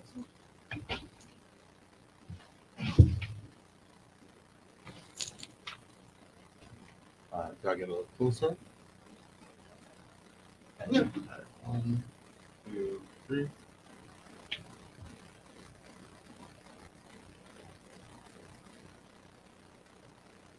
Okay, awesome. Thank you. Blessings. I'll send these over. Of course, we'll share this. I'll share this on Sunday. So it'll be as if we're literally live. Sunday, we are live. Oh, yes, we are. Oh, yes. Blessing. Take Thank care. you. Take care, Okay, of course. thank you so much. Hello, lady. Thank you so much for your patience while we still on break, right? Yes. All right. Can you take a picture? Sure. You can actually name Denisha or Denisha? Danisha. Okay. Thank you so much for your patience. What happened is we started late. What happened was. Are you all up in my face?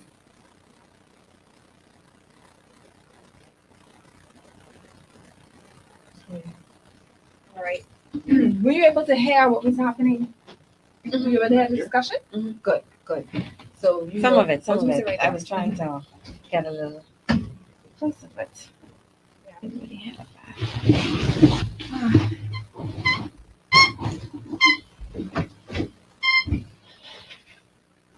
That's that chair sound like that? Yeah, don't mind it. Keep it. Right. Ooh, How you feel? nervous. I'm only good.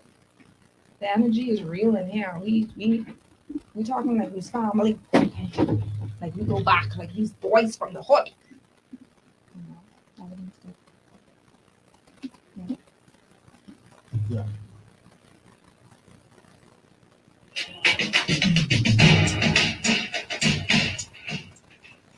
Y'all, man, listen. Mr. Poitier and Mr. Cartwright was on point today. If y'all ain't learned nothing, I don't even know what to say because I learned all kind of things. Today was just simply incredible. And guess what? There's more. You know those infomercials? There's more. We have with us Denisha Lewis. She is a single mother of three. She has three beautiful girls. She is a certified early childhood educator and the CEO of Dish It Mom, that is here to teach us about how to create meals on a budget and so much more. Because first of all, before she even talk about how to make meals on a budget, I just want her to briefly share how Dish It Mom even came about. Hello, Denisha, and welcome to your Lane Talk Show with your girl, Coach Trishana. Hi, good afternoon, everybody. Good afternoon. So just to say a bit of my story. During a period of maybe last year, I went through a separation with my husband. And during that time, I could not be a mother. I found it difficult to be a mother. I found it difficult to eat. I found it difficult to cook, most importantly. And depression hit on a different level. And I could not shake. I didn't understand how to shake the depression. I didn't understand what to do because, nobody, nobody never taught me what it was, how to cope during those difficult times in marriages. Nobody never told me how to even be a wife. Wow. So I went through it, teaching myself as I went along. But during that time, like I said, I went through a state of depression and it was not easy. And I thank God every day for the daughters that He gave me. And I believe that God handpicks your children for you. Oh, yes. And like I said, I thank God for the daughters that He gave me because they were truly my backbone. Wow. Because there are times when it was difficult to eat, to sleep. And, the Dish It Mom came about when my oldest daughter, her name is Harmony, and she went into the kitchen. She's like, "Mommy, don't you think it's time to eat now?" And I was like, "Harmony, no, I don't want anything to eat. I'm good." And she said, "Mommy, let me just fix you something to eat." And I have a daughter, my oldest daughter. She has an IQ of something on a different level. Because I promise you, if you ask her a question, the other day I said, "Harmony, so why is the moon so big?" And she said, "Mommy, according to," and I said, from she said, "Mommy, according to," I said, "Okay, this is going to be one of those lessons that I'm going to have to take." So she said, "Mommy, can you just come and show me what to do?" Me knowing her, I know she knew it. She Right. knew exactly what to do. How old was she at the time? She is 13. Oh, this is So just recently. She was about 12, 12 at the 12 time. or 11. And she said, "Mommy, come in the kitchen and help me, please. I need to figure out exactly what it is to do." And she was scrambling eggs. And she said, so I say, "Harmony, let me just show you what to do because you're taking a little long. Let me just show you." And she said, "Mommy, okay, I don't know if you understand what I was trying to do, but for one, I got you out of the bed. Oh, man. And now that you're out of the bed, you can cook. And now don't just cook, but teach some women how to get up out of the depression that you've been facing lately." And I was like, wow, my 13, my baby, told me, "Mommy, now that you've gotten out of the bed, now that you've had enough strength to get up and come into the kitchen and just to have a conversation with me, teach somebody else how to do the same thing you did." So the Dish It Mom was formed from coming out of a difficult place, Oh, man. a place of depression. And I have a father, he's a chef. And from I was a little girl, he taught me how to cook because I love to eat. So he said, and he used to say, "Gubba, come, Gubba. Because you have to learn how to cook. Yeah. You like to eat too much." So every day, and I was so excited every day, even if it's just sardine and grits. It just made it special by just showing me, just talking to me and teaching me certain things and certain techniques. So the Dishit Mom was formed out of that place. Wow. And that's something that was already in you, Yes. just waiting to come. Sometimes circumstances get us and propel us to that point Yes. where we never really knew until we got there. And so in all things, we have to give God thanks. Yes. For the good and Most the bad. And he definitely. said all things will work together for our good. Yes. No matter what. I love that. So come now, because you said you had an opportunity to hear a little bit about, with the men Mhm. that were in here. I'm talking about how you use what you have to work for Yes. you. And that Mhm. sounded so much like you when they were Mhm. talking, so you're using the shit mom now. This is something that was already in you. Mhm. And then this is something that that other people would need to know Uh-huh. and help with, as far as I think it's something that you said, what you do is you help moms to even bond with their children. Yeah, bond with their Let's talk children. about that. Okay. What me and my kids, we normally pick days on what we do things. So Tuesday would be maybe a taco Tuesday. Wednesday might be shrimp day. Shrimp I and like grits. Wednesday. Mhm.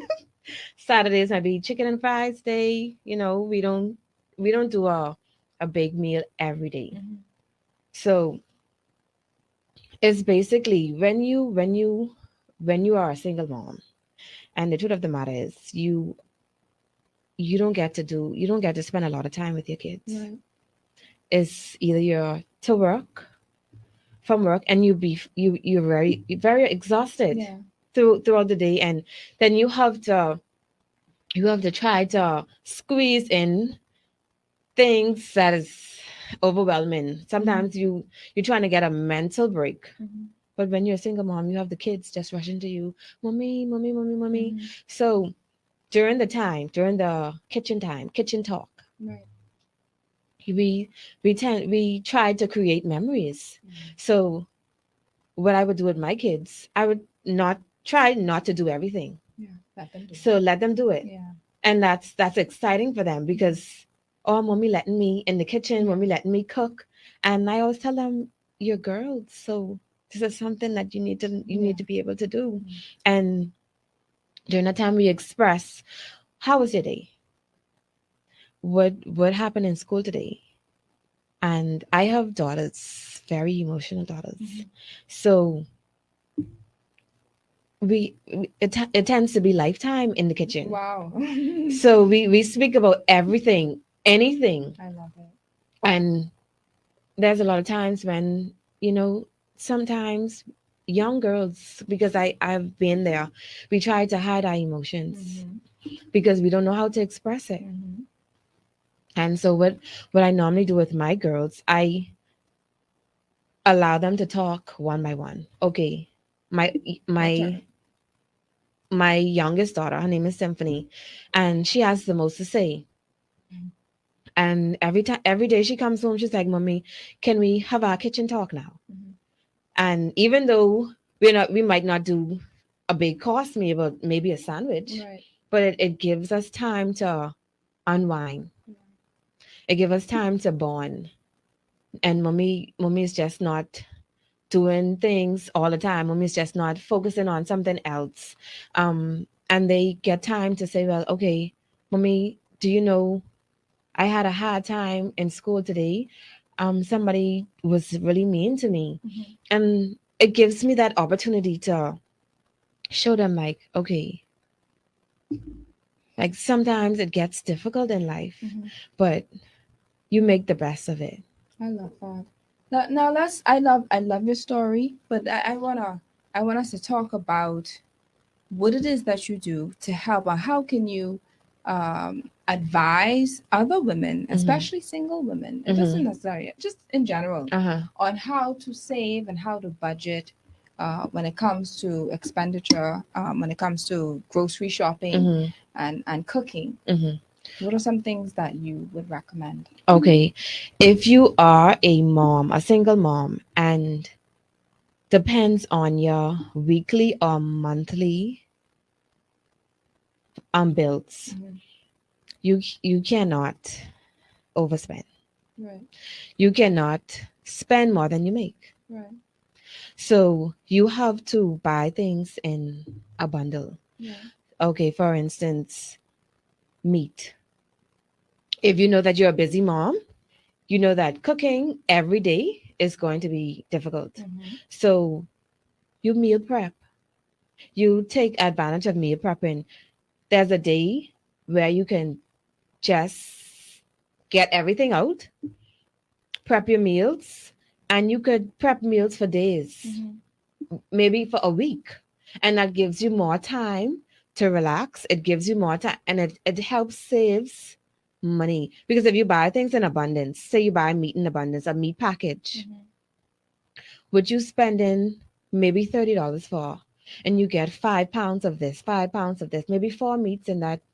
And if you have a family like me, we don't eat 5 pounds of meat a day. Mhm. Mhm. So that's meat you could have in portions. Right. So like I said, you could meal prep. And if you have to spend on groceries every day, you lose.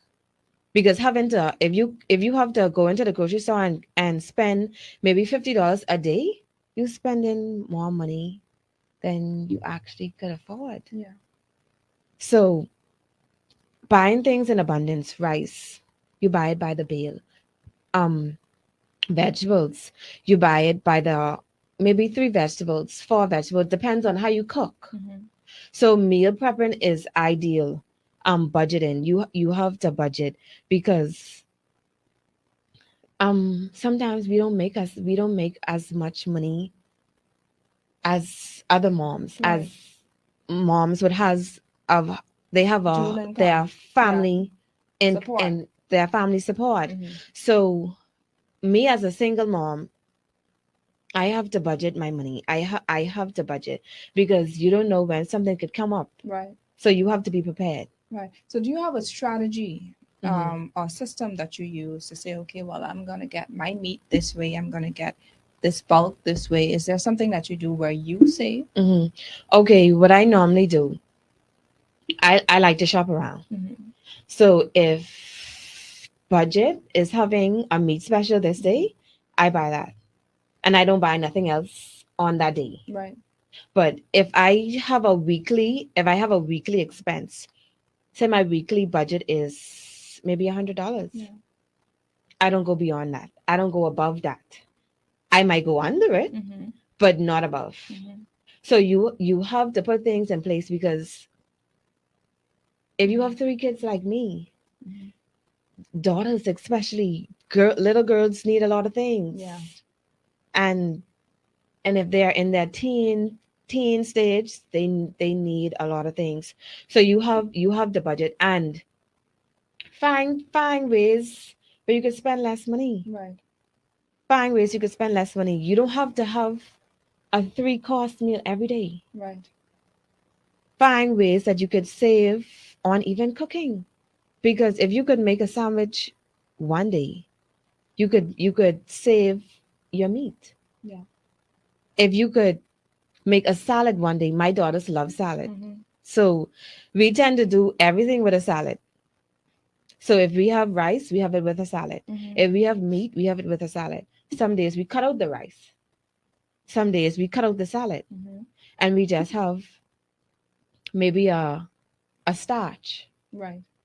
Maybe we find new things to try to invent. Right.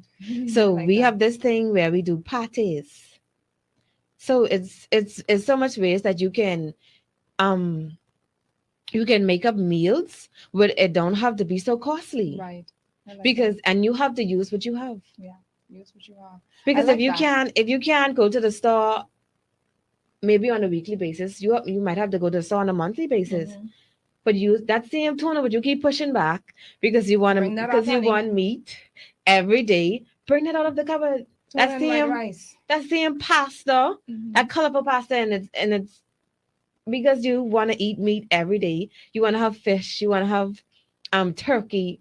Bring that out. I That's love that's that. still a meal. I love that. Now, as we wrap, I saw a flyer. Well, we have a flyer where Mhm. we're posted now on Your Lane Talk Show, Your Lane Life Coaching's page, where you're having an event Mhm. on Monday. On Monday. So you want to talk 1 minute. Okay. About what it's about. Okay, so this is a virtual session for meals on a budget. Yeah. And I'm teaching a course, a Christmas course, Christmas meal on a budget. Let's keep in mind, I've been checking the cost of ham and Okay. expensive, Of course. expensive. Yes, it is. And and I've been looking super value. I've been different places Mhm. to look at ham and turkey. Mhm. And I say, you know what? If you still want the turkey, let's make it on a budget. The turkey wings. Okay. You could smother turkey wings on a budget. Yeah. If you still want the ham, you could buy a small pack of ham. Yeah. I saw a ham would cost $18. And that's still a Christmas meal. Yeah. You could do your sides and however you want to make it Christmassy. Yeah. You can do that. It doesn't have to be so costly. You know, normally we would spend hundreds of dollars on a Yeah. Christmas meal. Mhm. I'm guilty. But that's because I And have a big family. and then sometimes the meal doesn't go into No. taste. It doesn't go into taste. And here's another suggestion. You can do potluck Mm-hmm. where everyone You can in do your family potlucks. bring something. Yes. So that it doesn't have to weigh too much on you and the expenses. And I that's love that's that. true. Mhm. And normally what families normally do, they potluck. Everybody you bring something while you're coming, Yeah. or you bring funds Yeah. Just to help. to help Yeah. with the food, expenses, the yeah. expensive. But thank you so much, Tanisha, and thank you so much for your tips. I really do appreciate your tips. They are beautiful. And just before we close, I just want to do my talk to the audience moment. Of course, you know, I can't leave without it.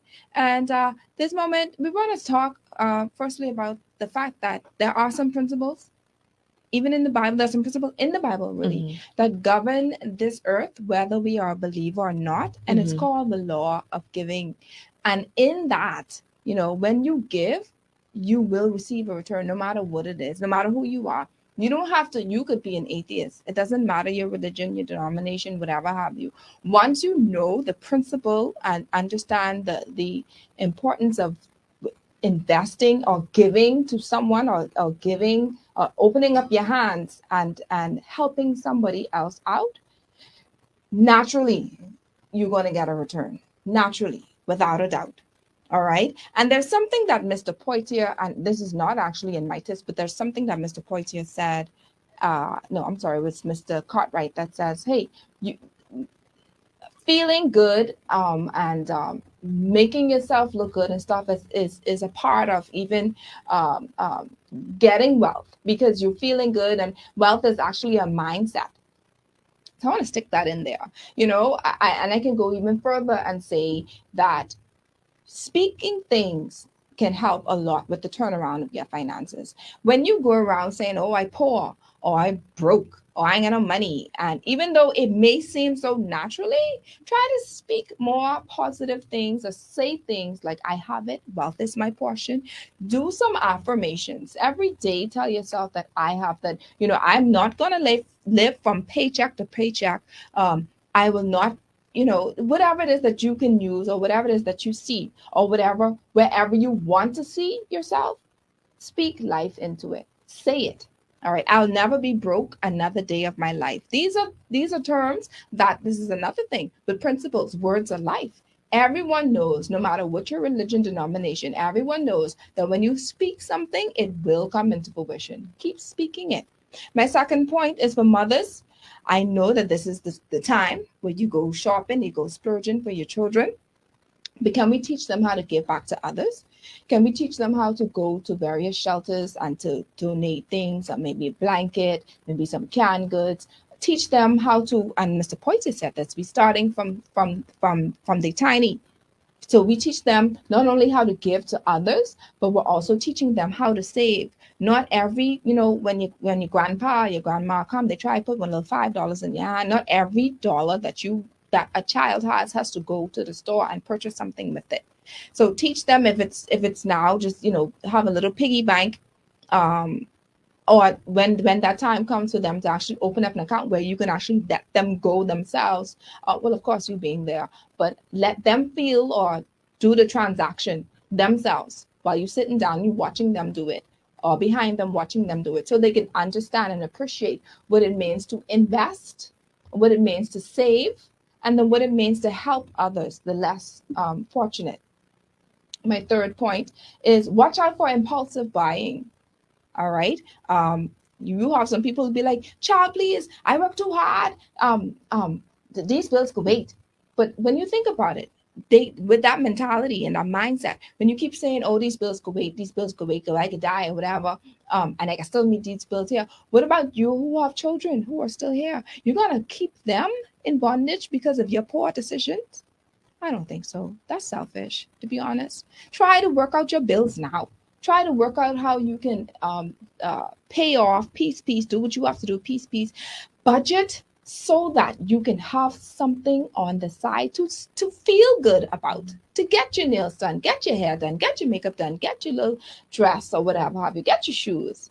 Go out on a night out to town or something after you've already budgeted. And we discussed this already. We discussed the importance of budgeting after you've already have the school fees aside, you have the grocery aside, you have the personal care aside, and all these other things. And whatever's left, whether it be $10, whatever it is, $100, $300, then you could say, I have this amount to go ahead and do whatever else I have to do. You don't have to purchase an outfit or new shoes or new jewelry accessories for every event. I was very much guilty of this. For every little thing that happened, oh, I got to get a new outfit for it. Listen, what I started to do was I started getting pieces like a black bottom or a neutral top or something. And then I just started, working around and changing them, switching them around. So I'll wear the black bottoms with the purple top, and then the black bottoms with the blue top, or whatever have you. And guess what? It's not that I don't have any money. It's just that instead of using that money to purchase things and buy accessories and buy clothing, I can use that money and save it and do something else with it. Okay, that will help me, of course, and help my family.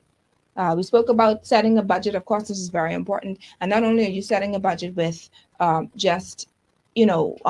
with investments and savings, but you're budgeting how much money you want to spend at the grocery store. And this is sometimes could be so unpredictable, because 1 minute a can of cream for like $1.10, and then the next minute you go back the same next weekend and the cream for $1.25. So, but still try to say, okay, when I go to the store, I'm going to spend $200 or $150 or something like that. You start there, and then you work your way.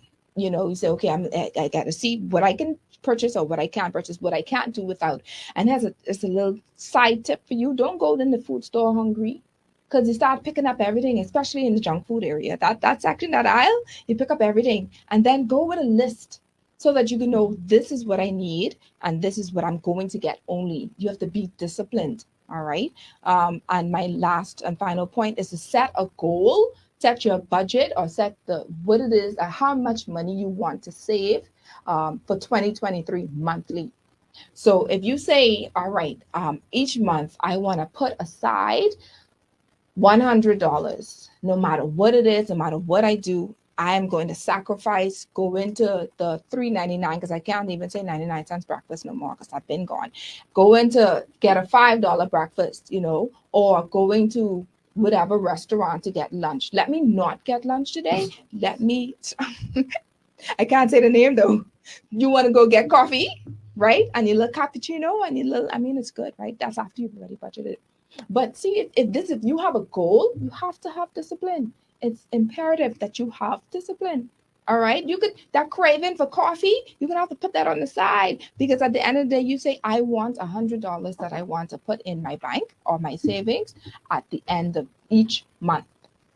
And that would require sacrifice and discipline. All right. So I'm going to stop there, because there's so much more. And plus we have a part 2, because the guys said they're coming back. So we're going to talk more about that when they do come back. And if you need coaching on how to personalize your spending habits, or how to be more disciplined in 2023, because it takes a lot of work. It's not easy. You'll wake up and say, just like, anything, when you say you want to start, when you have your New Year's resolution, everyone get all excited about losing weight, and everybody get all excited about healthy eating eating habits. It's the same thing with budgeting habits. You have to have an accountability partner. If not, you're going to splurge. You're going to just start off all excited, and then by February or mid-January, you go back. You don't want that. All right. So if you need help with coaching in that area, you can go to my website, www.yourlanelifecoaching.com. I will give you a free consultation. All right. That's a part of what I do, which is fine. And I've been getting most of my clients, repetitive clients, because of the consultation. So, there's no charge to you.